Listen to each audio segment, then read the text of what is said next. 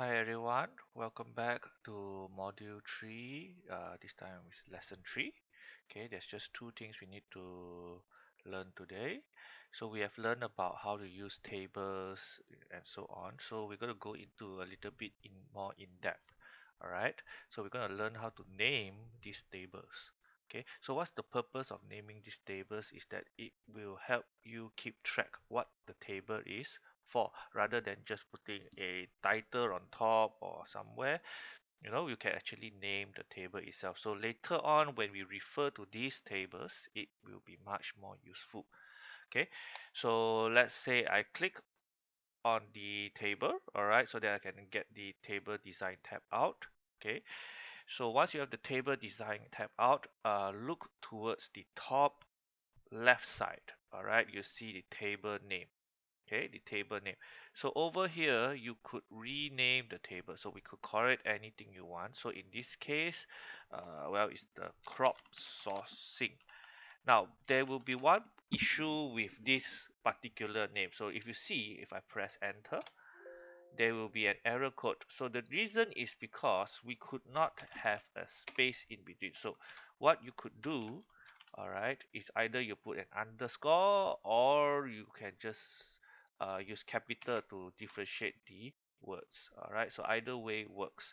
So there you go. This is the table name. All right.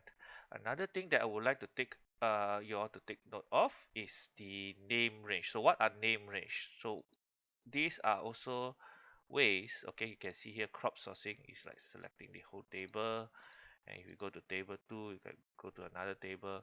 But what is defining, so let's say if we have a range that we don't have a particular, we don't want to create a table for. All right, so for example, Ahmad, Mutu, Ali, Abeng, etc. All right, so these are names of a few people.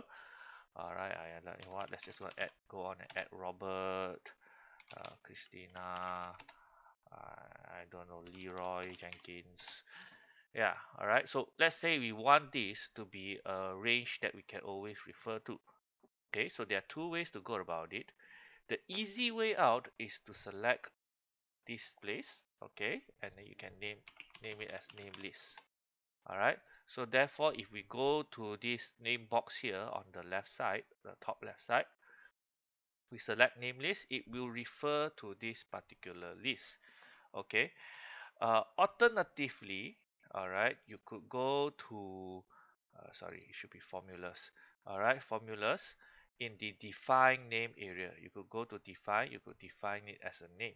So again, you can call it name list, and then it refers to this area, and you press OK. All right, so if you want to know what are the lists that you have made, or what kind of name range is existing in this particular workbook, you can refer to number 1 in the name box, or you could go to the name manager, whereby you could go a step further and edit it as necessary. All right, that is all. Thank you.